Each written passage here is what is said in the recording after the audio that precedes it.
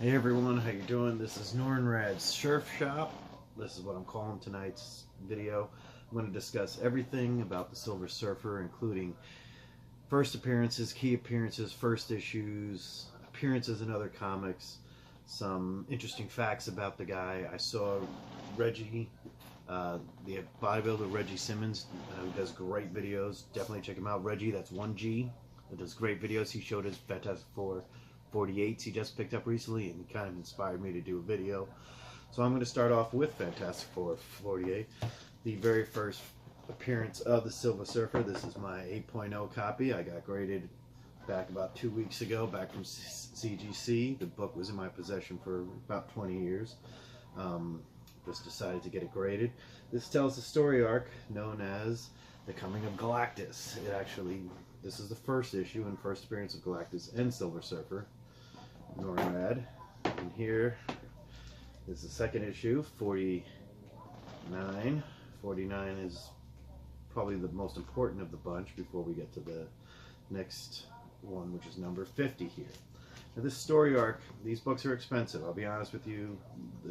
Any Fantastic Four 48 you're going to spend a lot of money on. 49, 50, they're quite a bit of money, and it's an important read. I think it's the key story arc of the Silver Age, and eventually I'm going to do a video on story arcs, and I've got a few to mention tonight, but story arcs is what makes comics, in my opinion, makes it worth it when you have this short run, long run, or a good run that changes everything for comics forever. Now, this changed because they added the Silver Surfer and Galactus. It added a whole new depth to a character. Well, as I said, these things are really expensive, and it's a little tough to get, but thankfully Marvel did a great job in putting out these $1 True Believer issues. Last week, on their new comic book day, I think last week or 2 weeks ago, this being new comic book day for this week, they put out these. This is $1. You can pick up Fantastic Four 48 for $1 if any of your stores still have them. If not, I have an alternative. That's probably the safest bet here. This is a trade paperback from 1992. This is how I first read The Coming of Galactus. This is the story of The Coming of Galactus. It doesn't include the part with the Inhumans in 48. No spoilers, nothing really that big. However, it leads into the Silver Surfer experiences with the Galactus coming in. The two different color Galactuses, not like the Secret Wars Reggie. But another shout out to RB3 and to Comics with Bueller for also inspiring me to do these videos. I saw them talk about story arcs and good great comics. So this was a great way to do it. Now in the Fantastic Four, Silver Surfer remained for a while. The creation of Jack Kirby and Stan Lee. Now the funny thing with Stan Lee and Jack Kirby is, while they're iconic together, they get along like cat and mice. But during that time, there were other iconic covers as well, like Jack Kirby did, including Fantastic Four 55, which was a great Thing versus the Silver Surfer. Now, the key with Norrin Radd versus the Thing here is this is a blue cover. Very rare, tough to get in a good grade. This is all mid-grade items I'm going to show you from here on out of this run. Next, I always talk about is the Dr. Doom run. This is another story arc, 57, 58, 59, which includes an appearance by the Inhumans. This is a key group here. Now this one I'm actually going to open up one of the books and show you a scene in it why. Dr. Doom is one of the top 5 villains in the Marvel Universe, hands down. First appears in Fantastic Four 5, but what he does with the Silver Surfer is he convinces him, and eventually he takes him down using some powers and steals the Silver Surfer's powers, steals Norrin Radd's powers. So Silver Surfer's stuck on Earth, he can't go anywhere after the events of Silver Surfer 50, and I'm going to show you exactly what happens. If you don't believe me, here's a scene in Fantastic Four where Silver Surfer isn't on the cover of Fantastic Four 59. If you look carefully inside here, one of my favorite panels, there is Victor Von Doom riding the surfboard. He stole his powers, and that was a great story. I recommend you can find that, pick that up. You can get these reasonably priced. They're not too expensive. Just be careful handling them. That's one of another Silver Age cover of Jack Kirby, I think, is the iconic cover, as well as number 72. And the iconic part is if you've read 448 or no 48 by any means, you know when anytime a character was moving in dimensions in a Kirby art, these circles appeared. These red and black circles here, or blue and black, like in the Silver Surfer 4 artwork I had done years ago here. That's an actual painting. I'll get into that too. Great cover, classic cover. I think it's an underrated cover. I think it's top 5 Silver Surfer covers, hand down. His silver pops on this with that cosmic power coming out of his fist right there. It was ridiculous, with the Watcher on the other side in what's known as one of the realms. It could be Quantum Realm, we don't know, because they don't really talk about it there. Quantum Realm doesn't show up in the Fantastic Four until a little while later on. Right around this time, you had 72, 73, and in 74, 73, if you want to know, is I have it over here. It's actually, they fight each other. It's as a storyline. This is where soars the Surfer. This is another storyline with Galactus in here. This is another great one. You can see again the Surfer's going through different realms, and there you've got Galactus in the background, Silver Surfer right here. Really great book. Another good cover to have. During the Fantastic Four before, and then Jack Kirby leaves, and I'll get into that. Jack Kirby's last words to Marvel apparently were, this is what I've heard, is they'll never take another Silver Surfer away from me again, or I'll never give them a Silver Surfer again. He didn't like the way the story arc was going, written by Stan, so he left. Eventually in the Fantastic Four, he shows up again in number 121, 122, 123 Origin. This is 121, 122, the story arc. Small little story arc here. It just ends up that Silver Surfer ends up fighting the Fantastic Four one more time. This is a great cover. I showed this one because he comes back after years of not being there, and then he shows up again. Now, Surfer didn't get his own title right away before he, after the Fantastic Four. Before he went to the Fantastic Four, the first appearance of him outside of the Fantastic Four is a Tales to Astonish number 93 when he fights the Hulk. And he's going to have a history with the Hulk, and you'll see upcoming. There's some foreshadowing in here, but this is a great cover as well. Not drawn by Kirby. This is actually drawn by, what's her name? Maurice Severin. Key book. It's actually, says here on the side, this is an older slab, but it's the first appearance of the Silver Surfer outside of the Fantastic Four. It's not the first solo story, that's Fantastic Four Annual number 5. So eventually Silver Surfer gets his own series, and it's drawn by John Buscema, who signs this poster for me in 2000. He passed away in 2002, but I'm from New York. He was from New York as well. Buscema's Silver Surfer series, all written by Stan Lee, and this is where the separation there. Jack Kirby left and went over to DC and started the New Gods, actually, as a result of this. He took a lot of what his ideas for Silver Surfer, and that became New Gods. Stan had his own vision of Norrin Radd's origin, and he tells the story here how he became a Herald of Galactus. In this series, there's a lot of iconic books as far as value because they're from the 60s. There are 4 or 5 or 6 I'm going to talk about really quickly. Obviously, the first one's The Origin of the Silver Surfer. This is an expensive book to find, but there is a Masterworks out there that has these first 4 in there. Number 1. Here's number 2. Underrated cover. Again, I love the blue covers, love the black covers, love the red covers. Really love this cover. It's one of my favorites. Why I had John Buscema sign it. It's my second favorite Silver Surfer cover of this era. The first being coming up not next. This is number 3. First appearance of Mephisto. Key book as well. I think it's actually a key book in the Silver Surfer's history, because I'll get into that later on. But this is actually one of the key. This is the first appearance of Mephisto. He fights him again. The second appearance is later on. I think it's Silver Surfer. It's in the mids 11s or so, 11, 12. I have them all up here. I didn't go through them all. I mean, I've read them all, but I don't remember which ones are which. There you go. Now, my favorite cover of all time, you can probably guess by this original artwork I had done in New York years ago, and this Arthur Adams print I had done, cover recreation. Speaking of cover recreation, here is the actual book itself. I have a signed Stan Lee copy of the Marvel, they're called Marvel Fantasy Masterpieces. I had a couple of Stan Lee signed books. I've met him a couple of times at cons, a couple of times at shops. That's one of the books I had him sign, knowing that he wrote the story. This is my favorite cover. Thor's my favorite hero, not Silver Surfer. Silver Surfer's number 2. Thor's first. When I saw them on the cover for the first time, this was the first book I actually spent a lot of money on. In my opinion, a lot of money at the time when I bought it. Probably was might have been about 13 or 14, so it probably was like 25 to 30 bucks I probably spent on this, and for a comic book at that time. Now these books are going much higher, obviously. Again, expensive books, but worth everything.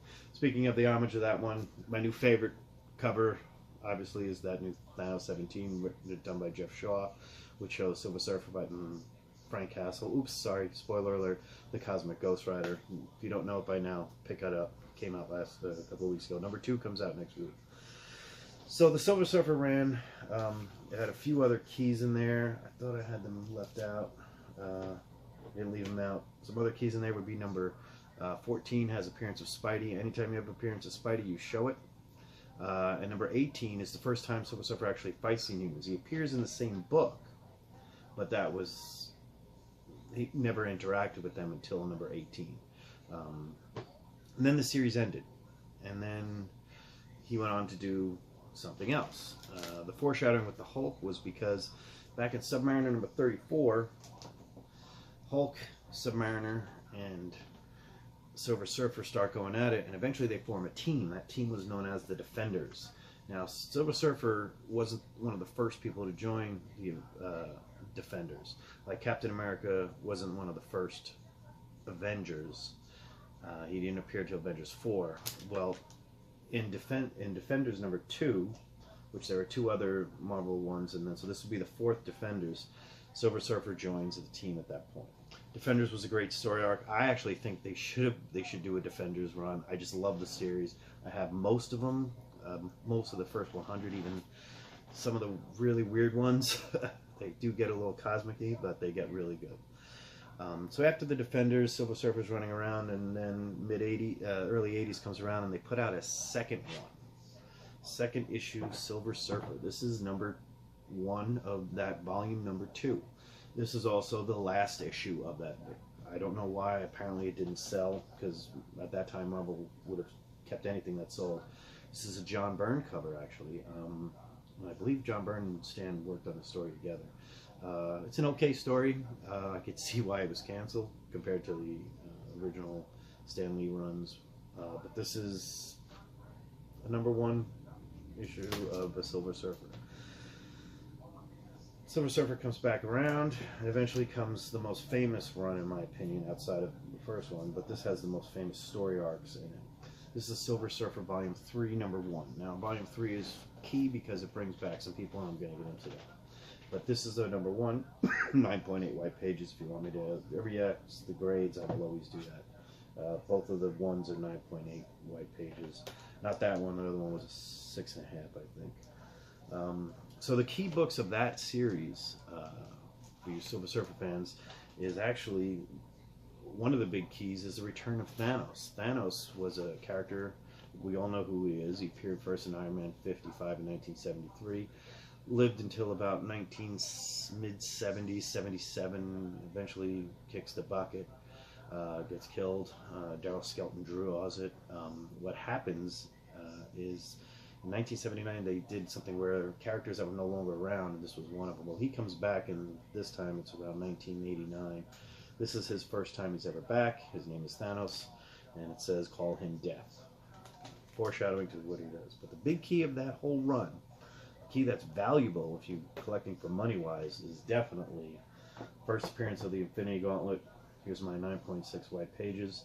A book I've read so many times. This exact book, again, I talked about this once before. I don't know how this got a 9.6. I did not expect a 9.6. I sent it to be graded just because I want to preserve it. It was one of my favorite story arcs.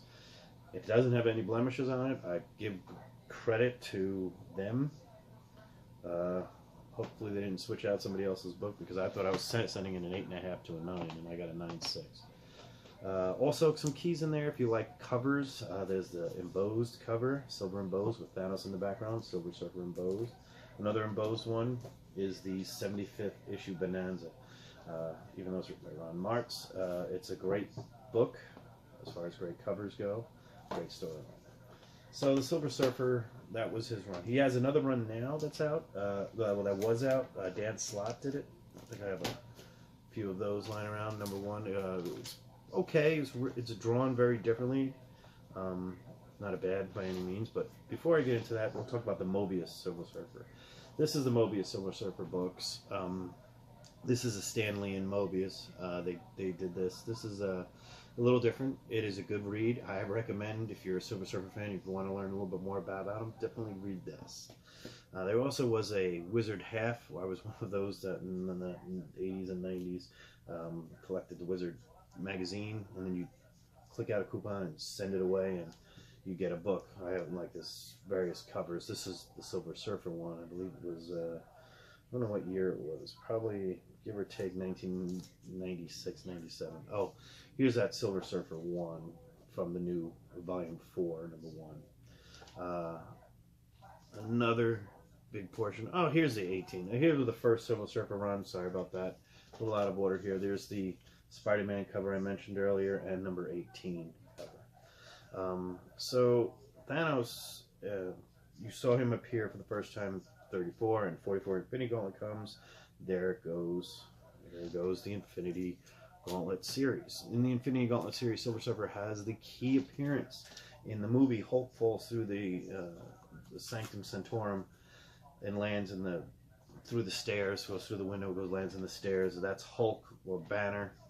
At the time, in reality, in the comic, that's the Silver Surfer, and he actually sits on the couch and is laying on the couch and tells the story of Thanos and what's happened. But the keys of Silver Surfer, if you want to know, in the Infinity Gauntlet, he's in all of them, but the key twos is definitely when you see his power in this one. And there is a great What If comic if you're interested. What if Silver Surfer possessed the Infinity Gauntlet? It's a great book. It's actually pretty remarkable there. So he also, there's other story arc. One of the most underrated story arc, or the ones I don't hear about that I think I should be hearing about it more, is called the Annihilation series. And Gabriel Deodato, who's known for doing most of these Spider-Man covers that have come out, and the Venom covers, and some of the Batman covers. He's an Italian artist who does a lot of covers. He actually did the covers for the Silver Surfer and a lot of the Annihilation series. And here's some of the great Silver Surfer covers I'm going to share with you here. There's something about these covers, they just pop. It's Gabriel Deodato. He's very good. One of the key artists today for covers up there. Another one in the Annihilation series is the Heralds of Galactus. It looks like a trade paperback. It really isn't. It just tells the story of the Annihilation series. I recommend you read the Annihilation series.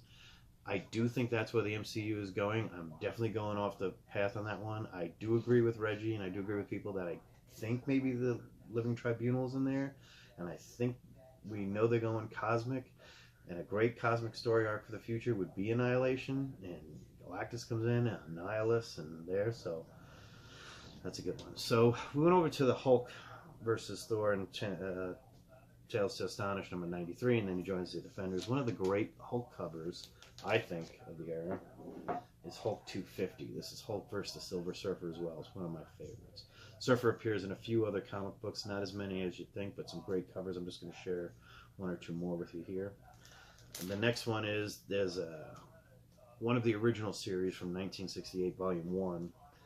Silver Surfer fights Frankenstein. Not really a great cover, but I like this cover. This is when he fights Dracula in Tomb of Dracula number 50.